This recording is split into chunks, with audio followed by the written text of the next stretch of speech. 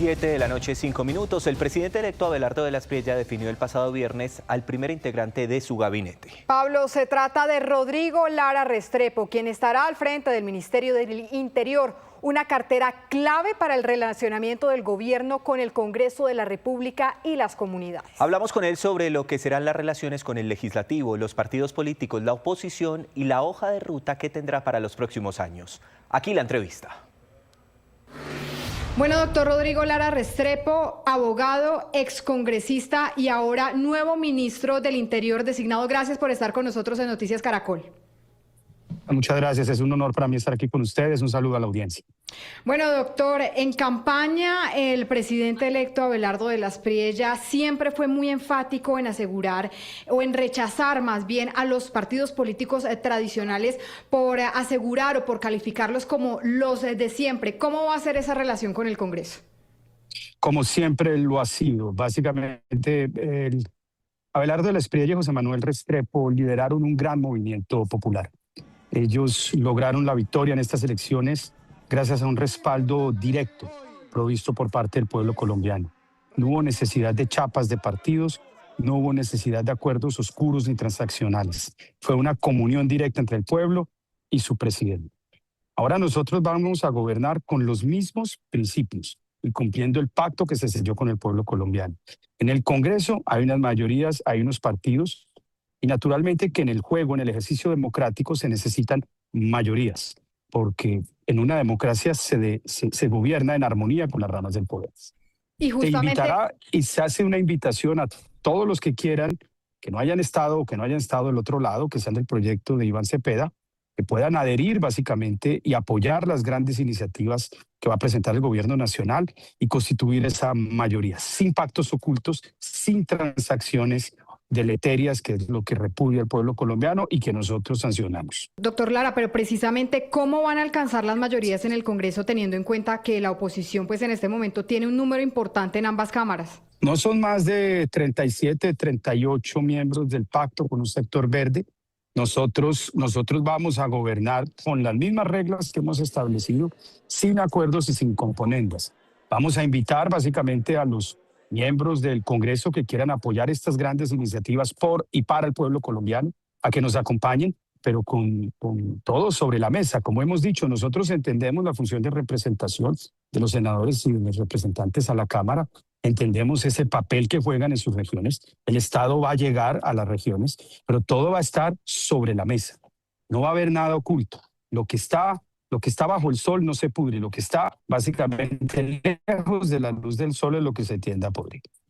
Doctor, ¿y bajo ese entendido ya tiene previsto reunirse con algunos partidos?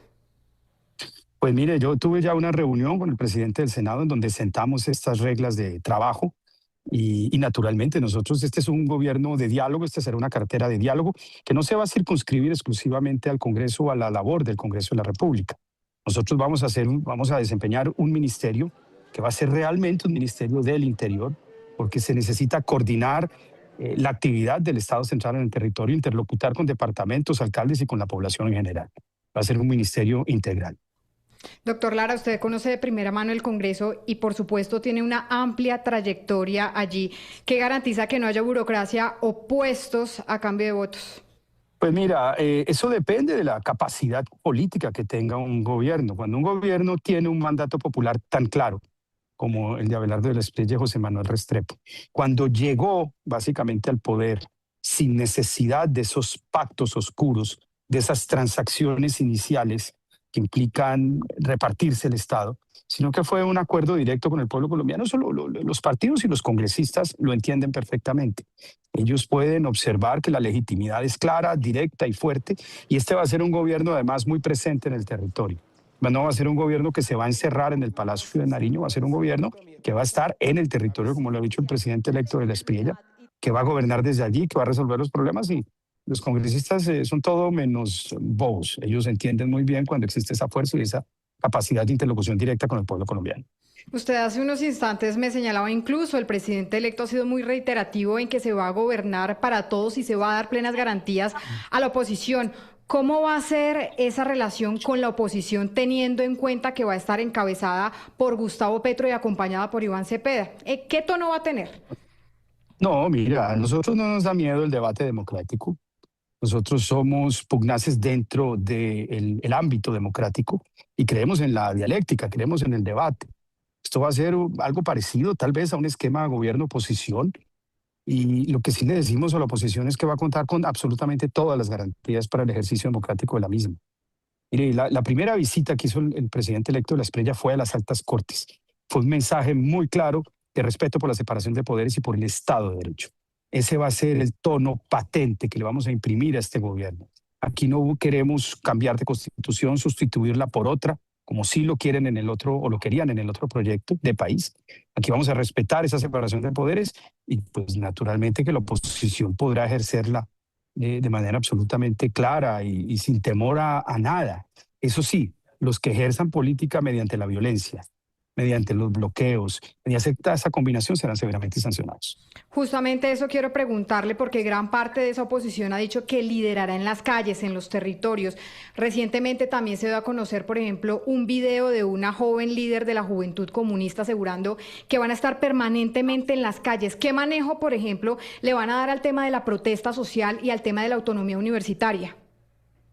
No. El derecho a la protesta está consagrado en la Constitución. La autonomía universitaria está consagrada en la Constitución. Lo que no está consagrado es que la protesta se vuelva violenta. Lo que no está consagrado en la Constitución y lo que es sancionado por la ley de la República es que se bloqueen indefinidamente espacios y eso no lo vamos a permitir. La protesta tiene que ser ordenada y conforme a la ley. Lo que se salga de la ley será sancionado y no será autorizado. Y la autonomía universitaria se respeta. Lo que no respetamos es que se abuse de la autonomía universitaria para cometer delitos dentro de las universidades. Es así de simple. La ley es clara, esta es una república y nos vamos a encargar de aplicarla. Doctor Lara, ¿con qué proyecto se va a estrenar el gobierno en el Congreso? ¿Qué temas van a tener prioridad? Bueno, no, yo no me quiero anticipar. A mí me gustaría que cada sector correspondiente presente sus proyectos. Yo le puedo anticipar lo que va a depender de la cartera del Interior por instrucciones del presidente de la República.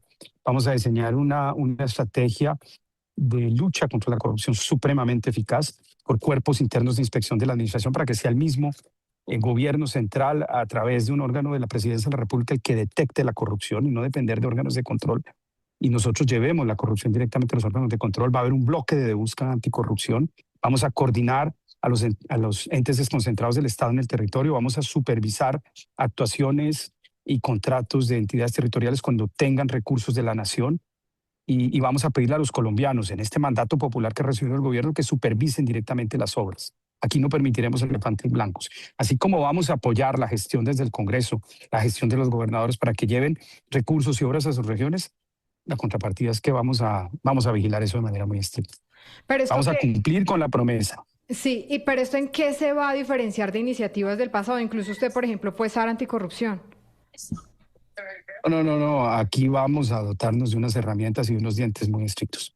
Doctor Lara, algo muy breve. Recuerde que en entrevista con nuestro director Juan Roberto Vargas, el presidente electo Abelardo de la Espriella incluso mencionó que para el 7 de agosto iba a tener listos más de 90 decretos. ¿En qué van a consistir esos decretos?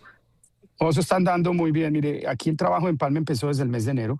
Nunca había habido tal vez un proyecto político que haya llegado a la presidencia con un trabajo previo y anticipado tan serio y tan organizado. Nosotros no arrancamos de cero este empalme, ya tenemos unos diagnósticos iniciales. Aquí nos tomamos en serio este trabajo de representar al pueblo colombiano y lo vamos a hacer de la mejor manera para que los colombianos estén muy orgullosos de su gobierno. Y por ejemplo, en ese empalme, ¿ya se va a reunir con el ministro Armando Benedetti? ¿O ya tuvo reunión con él? Bueno, mañana tenemos la primera reunión, vamos a definir la metodología del empalme y ahí ya sabremos cómo vamos a proceder. Muy bien, doctor Lara, gracias por estar con nosotros en Noticias Caracol. A ti, gracias, es un honor para mí, un saludo muy especial. Gracias. Abelardo de la Espriella completa una semana, 9 días de haber sido elegido como presidente de los colombianos. Una semana que ha estado marcada por reuniones, anuncios y llamados al actual gobierno. Vamos a Barranquilla con nuestro compañero Alejandro Cortés para hablar precisamente de estos primeros días. Alejandro, buenas noches.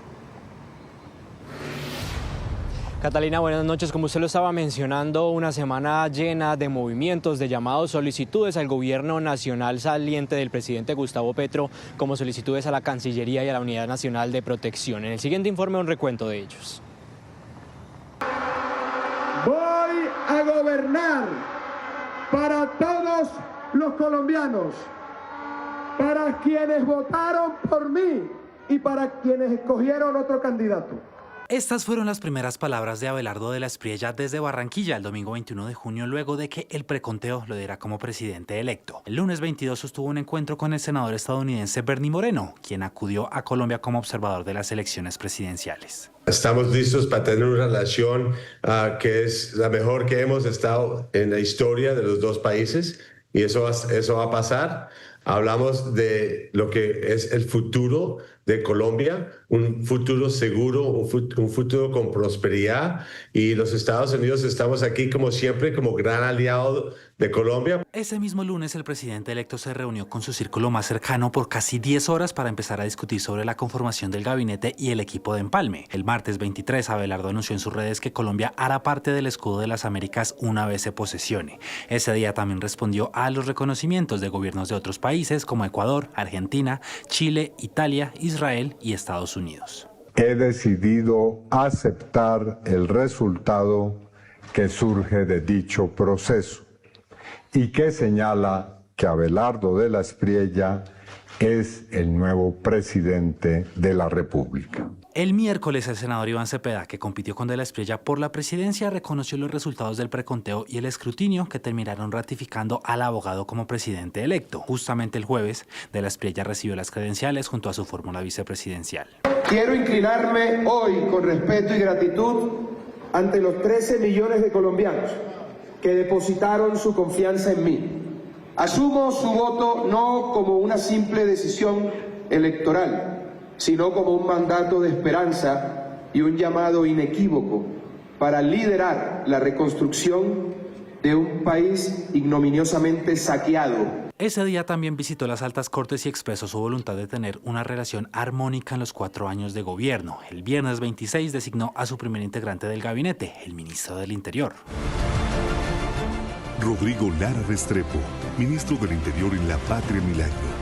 Nunca más transacciones, nunca más pactos ocultos. En simultáneo, entre viernes y sábado, el presidente inició una ruta de peregrinación de la esperanza, en donde visitó iglesias de la costa, de Antioquia, Nariño y también Bogotá. El sábado, en su visita al departamento antioqueño, se reunió con el gobernador Andrés Julián Rendón. Que Antioquia tiene presidente con el Tigre. También tuvo otro encuentro ya el domingo con el alcalde de Bogotá, Carlos Fernando Galán. En el gobierno del Tigre, Bogotá tendrá total apoyo, toda la prioridad. El presidente electo designó al vicepresidente José Manuel Restrepo como director del Comité de Empalme Anticorrupción. Su primera misión será adelantar todas las acciones jurídicas necesarias frente a las revelaciones que hizo la unidad investigativa de Noticias Caracol de presuntos acuerdos entre funcionarios del gobierno Petro y el Clan del Golfo.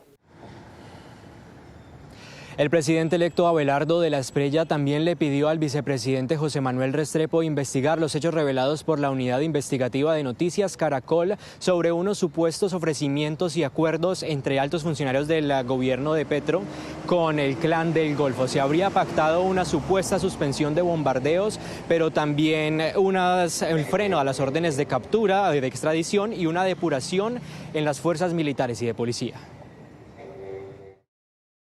Adelantar todas las acciones jurídicas e institucionales que sean necesarias frente a los graves hechos conocidos por el país. Esa fue la solicitud que le hizo el presidente electo Abelardo de la Espriella a su vicepresidente José Manuel Restrepo como director del Comité de Empalme Anticorrupción. En esta carta de la Espriella le pide evaluar la información y promover la presentación de denuncias y demás acciones pertinentes contra los funcionarios que eventualmente pudieran resultar comprometidos.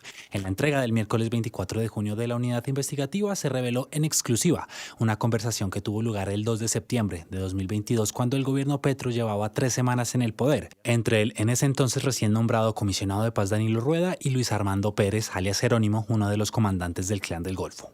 Estamos de acuerdo, pero entonces yo les pedí 2 cosas, 2 mensajes. 1, cese de bombardeos.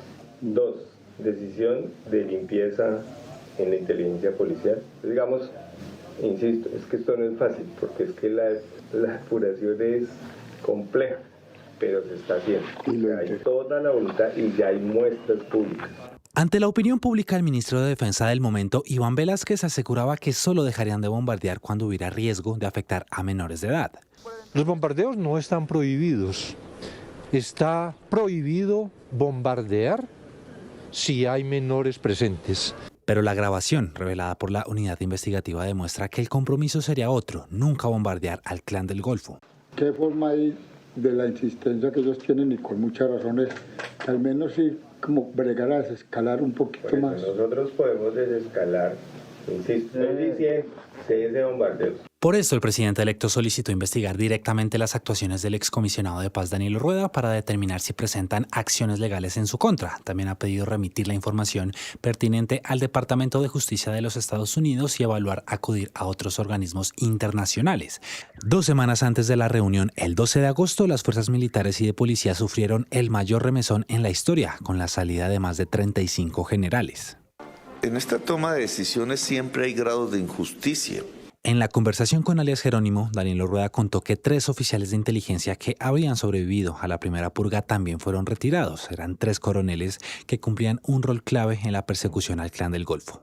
Mataron 3 que tenían la misión de sabotear todo. Se recibió la información y entonces critican al presidente. ¿Cómo así que nombraron a unos? Enseguida los sacaron. Y porque se tenía información que no les puedo compartir. Sí, claro. En su momento seguramente sabrán, no les puedo decir por qué, pero por eso les digo, sí hay muestras, esto no es lo mismo, pero necesitamos de lado y lado. Por estas revelaciones ya la Procuraduría abrió una indagación previa contra el excomisionado Danilo Rueda, el exministro de Defensa Iván Velázquez y el exdirector de la Dirección Nacional de Inteligencia Jorge Lemus. La presencia del Clan del Golfo se duplicó en el territorio nacional. Ha pasado de 145 municipios en el 2022 a 338 municipios del 2025.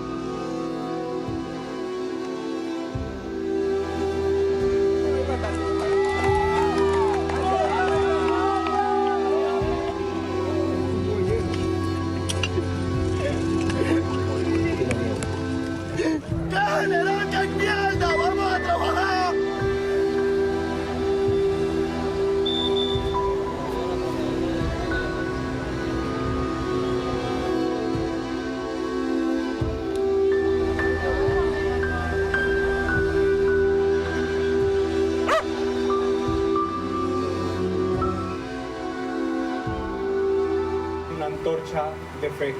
Quiero que abramos un poco el espacio central y que...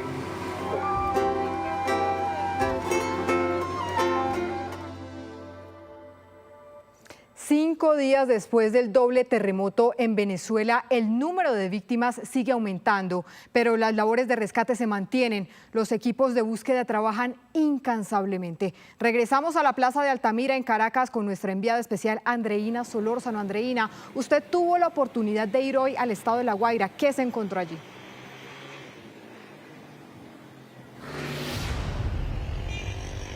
Hola Catalina, buenas noches a usted y a todos nuestros televidentes. En efecto, estoy aquí en la Plaza Altamira, un lugar que sirve como centro de acopio en donde los venezolanos traen las ayudas para sus hermanos necesitados en medio de esta tragedia. Hoy una nueva réplica de 4,6 sorprendió a primera hora de la mañana, sobre todo a las zonas afectadas, y también aquí en la capital se sintió en este lugar, precisamente en el municipio Chacao.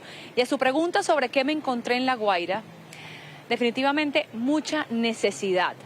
Hablamos incluso con equipos internacionales de socorristas que nos dijeron que no se imaginaban la magnitud de la destrucción que se iban a encontrar ya estando en terreno. Y aunque el trabajo se está haciendo y el esfuerzo es inmenso, falta mucho más. La vía hacia Caraballeda en La Guaira es un cementerio de escombros, como piezas de un dominó, edificio tras edificio derrumbado. Pero además de los edificios que están completamente colapsados, hay otros con inclinaciones imposibles, luchando contra la gravedad, como este, una bomba de tiempo en medio de las múltiples réplicas que se han sucedido, más de 400 hasta ahora. Luchando contra la gravedad, estructuras inservibles, antes llamadas hogares. Este era el Solimar, una torre residencial de 8 pisos en el sector de Los Corales. Johnny y su familia permanecen aquí, al lado del cadáver de Lisbeth, su cuñada.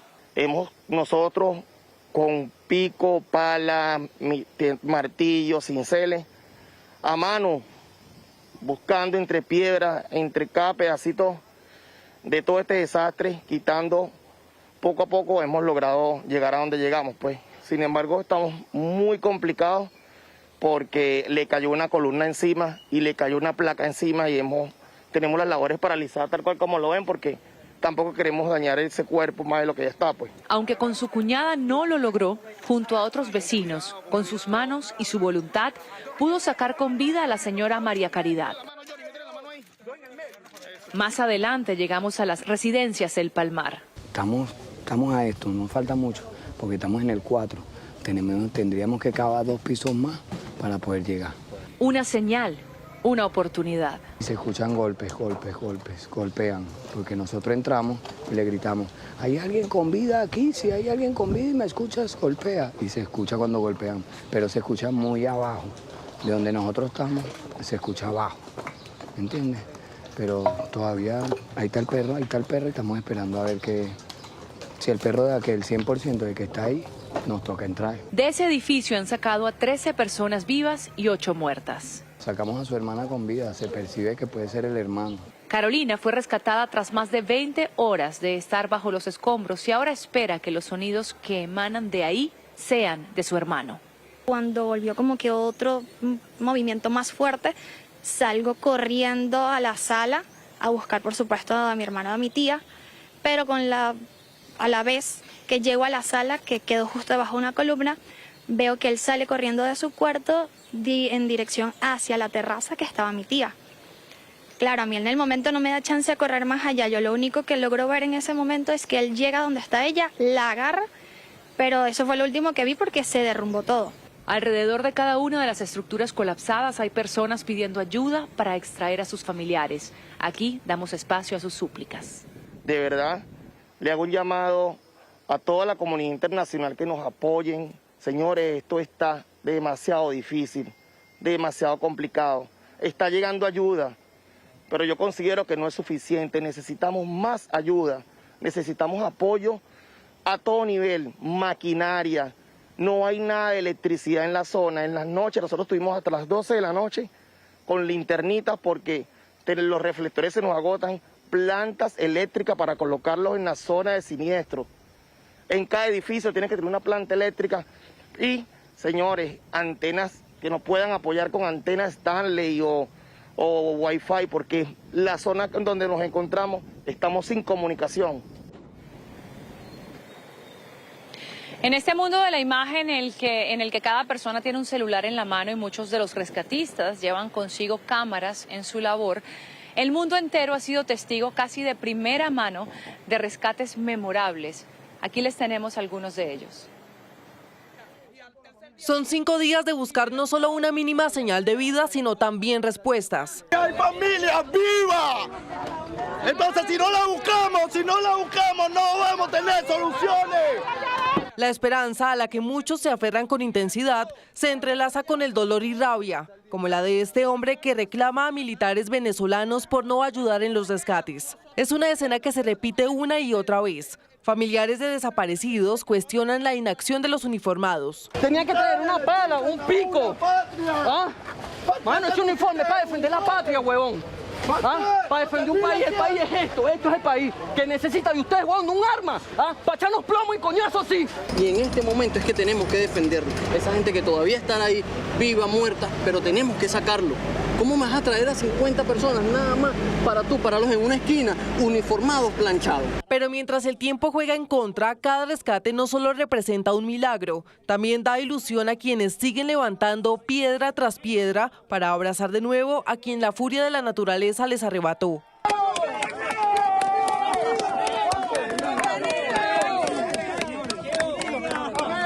Aaron Levi Cantillo estuvo 106 horas bajo los escombros, 43 de estas mientras avanzaba la operación que hoy lo regresa a la libertad. Su rescate se suma a otros que sin pausa este fin de semana son una muestra de humanidad. Un padre y su hijo fueron encontrados con vida y llevados en improvisadas camillas hasta una ambulancia que los esperaba.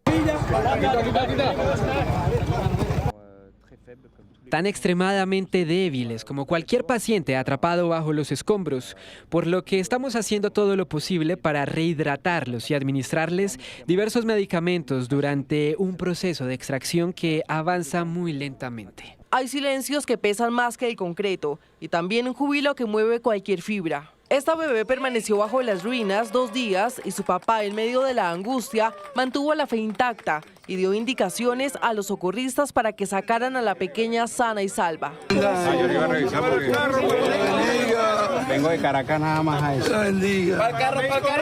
El temor de no volver a cargarla se desvaneció cuando vio sus ojos, que para él son un nuevo comienzo. Desde niños hasta adultos y ancianos han experimentado la furia de la naturaleza. Vamos a bajar. Señora, ¿cómo es su nombre? ¿Su nombre?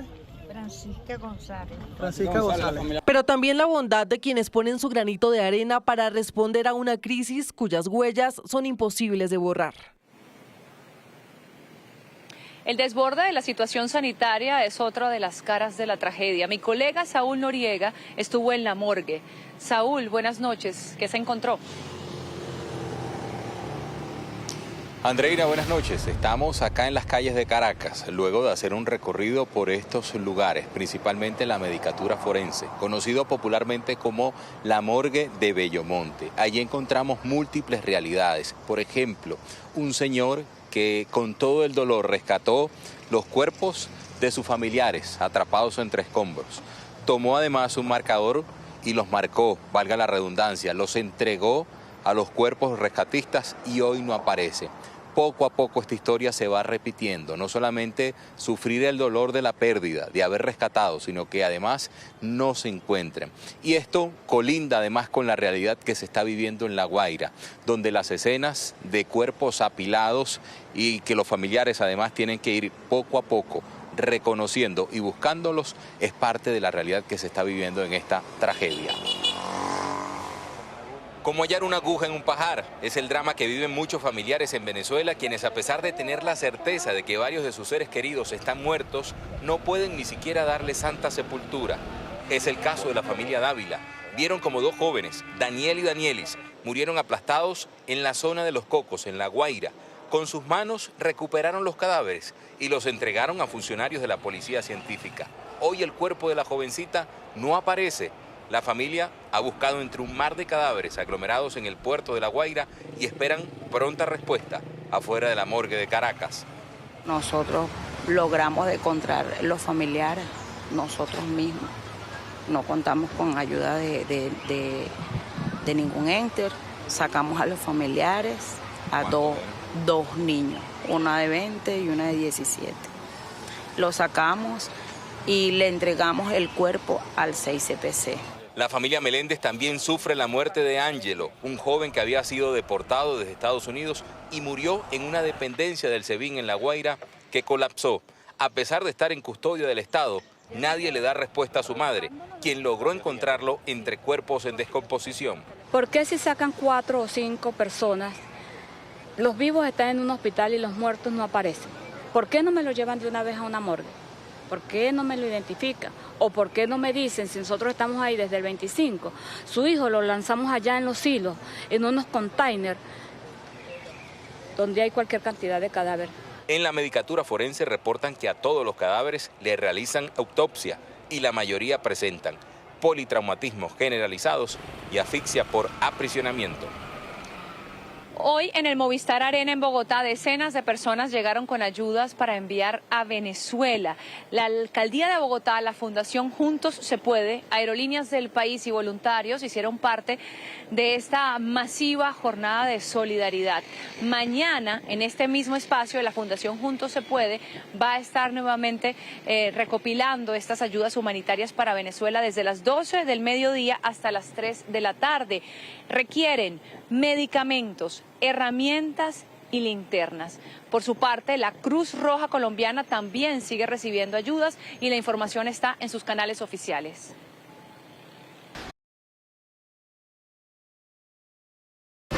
noticia en desarrollo en Noticias Caracol. 7:54 p.m. Gracias por continuar con nosotros. En Perú finalizó el escrutinio de las actas de la segunda vuelta de las elecciones presidenciales. Keiko Fujimori obtuvo la victoria y es la virtual presidenta. 22 días después de las votaciones y de acuerdo con los resultados difundidos este lunes por la Oficina Nacional de Procesos Electorales de ese país, se confirmó el triunfo de la derechista con una estrecha diferencia de su contendor Roberto Sánchez, con menos de 50.000 votos. Ahora el Jurado Nacional de Elecciones será el encargado de proclamar su victoria. La candidata del partido Fuerza Popular celebró su triunfo, pero dijo que será prudente con el resultado y esperará a que el proceso llegue a su fin. En más noticias, en el marco del Día Nacional del Café, destacamos la labor de los hombres y mujeres que recorren todo el país para llevar conocimiento hasta las fincas y de esta manera garantizar que la bebida que consumimos los colombianos sea de la mejor calidad. Esta es su historia. A pie, a caballo, en moto o a bordo de un jeep cafetero. Así comienza la jornada de los extensionistas de la Federación Nacional de Cafeteros, quienes recorren las montañas más apartadas del país. Nosotros iniciamos a visitar al caficultor orientándolo inicialmente en la compra de semillas certificadas.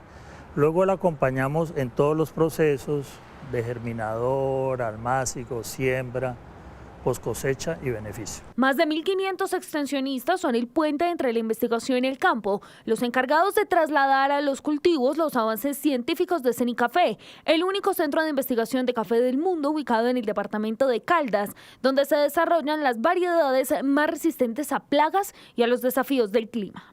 Hay extensionistas que caminan días enteros para poder llegar a visitar una familia caficultora, un lote cafetero, y son partes muy lejanas donde va la familia caficultora y el extensionista de la Federación de Cafeteros. Y este trabajo busca no solo garantizar la calidad del producto, sino también transformar la vida de más de 550.000 familias caficultoras del país. Había unas familias que tenían un sancocho y el sancocho es que tienen un lote con una planta así, otra más pequeñita, y eso es manejarlo, administrarlo es muy complejo y no es poco rentable. Empezamos a hablar con esa familia, les decíamos, venga, renueve los cafetales. Unos 18 meses después yo regreso, la casa pintadita, llena de flores. Pegué yo el grito y salieron todos a saludarme con equipo de sonido, con la moto, la sala, y volteo yo así, cuando miro, unos cafetales, que hágame el favor. Y es que el trabajo de los extensionistas no solo impacta la vida del caficultor, también influye directamente en la calidad del café que llega a las más de 100 tazas que consume cada colombiano al año y que conquista los paladares de millones en el mundo con notas a chocolate, a caña dulce, miel, frambuesa, entre otras. Esa diversidad de sabores y aromas ha impulsado nuevas experiencias de consumo. Hoy los clientes no solo buscan una taza de café, quieren conocer su origen y hasta crear una mezcla personalizada. A través de inteligencia artificial te va a buscar esos apellidos de qué regiones cafeteras eres y va a ser un blend perfecto, único para ti. Bueno, y dice que eres 55% Santander, 27% Sierra Nevada y 18% de La Guajira.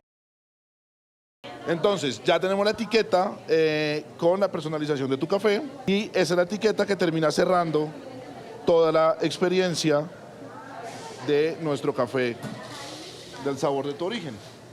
Desde la investigación en los laboratorios, pasando por las montañas donde trabajan los extensionistas, hasta las nuevas experiencias que viven los consumidores, existe una cadena que mantiene vivo uno de los productos más representativos de Colombia. El presidente electo Abelardo de la Espriella acaba de entregar su primer discurso en redes sociales como presidente electo de nuestro país. Habló sobre el proceso de empalme, también del informe de la Unidad Investigativa de Noticias Caracol sobre presuntos compromisos de integrantes del actual gobierno con el Clan del Golfo. También aseguró que el Banco Interamericano de Desarrollo entregaría $60 millones no reembolsables para apoyar el proceso de empalme. Esto fue lo que dijo. Esta misma semana vamos a iniciar algo nunca antes visto en la historia de nuestro país: los empalmes territoriales.